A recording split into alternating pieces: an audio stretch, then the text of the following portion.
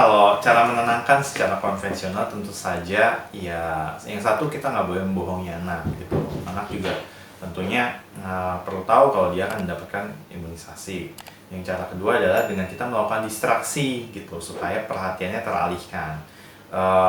Rata-rata pemberian vaksin itu kan selalu diberikan dengan jarum baru. Jarum baru itu biasanya belum pernah ditusuk kemana-mana jadi tajam. Kalau jarumnya tajam itu biasa efek nyerinya tuh minimal. Paling sakitnya ketika cairan vaksinnya itu masuk.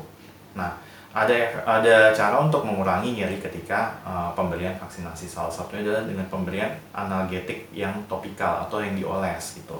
Nah, itu nanti biasanya sebelum diberikan vaksin, ketika dioleskan itu akan menimbulkan efek kesemutan atau kebas gitu. Jadi anaknya tidak terasa apa-apa, tapi tidak 100% benar-benar menghilangkan nyeri gitu. Kalau memang anaknya cukup sensitif terhadap nyeri atau ambang nyerinya rendah, ya tentu saja masih akan tetap terasa gitu. Tentu terus yang kedua yang berikutnya adalah ya selama pemberian anak mungkin dipeluk, dibuat nyaman, kemudian sambil ditenangkan anaknya, ya pasti akan nangis, nggak mungkin anak nggak nangis. Bahkan anak yang belum pernah ke dokter untuk imunisasi pun juga pasti akan ketakutan kalau melihat jarum gitu. Nah, matanya juga dialihkan, terutama dia nggak boleh melihat ada jarum yang dipersiapkan.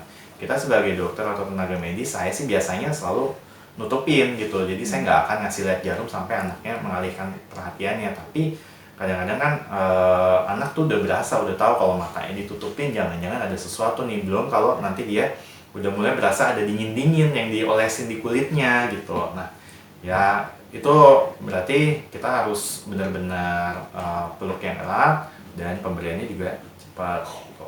Kalau ada mainan yang bisa menimbulkan bunyi dan menarik perhatian itu boleh ya. Kalau ada mainan yang bisa menimbulkan bunyi, misalnya kenceringan atau mungkin ada musik gitu, itu boleh.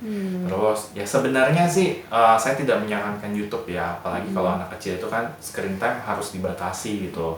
Jadi sebisa mungkin jangan sampai kita menggunakan gadget gitu, karena ya itu last resort aja. Kemudian mungkin kalau anaknya sudah lebih besar, sudah bisa diajak bicara, sambil diajak bicara juga bisa. Jadi salah satunya dengan kita ngobrol dengan anaknya sambil kita tanya-tanya, kemudian ketika dia sedang dalam tanda kutip lengah ya kita berikan suntikan, itu juga bisa untuk distraksi.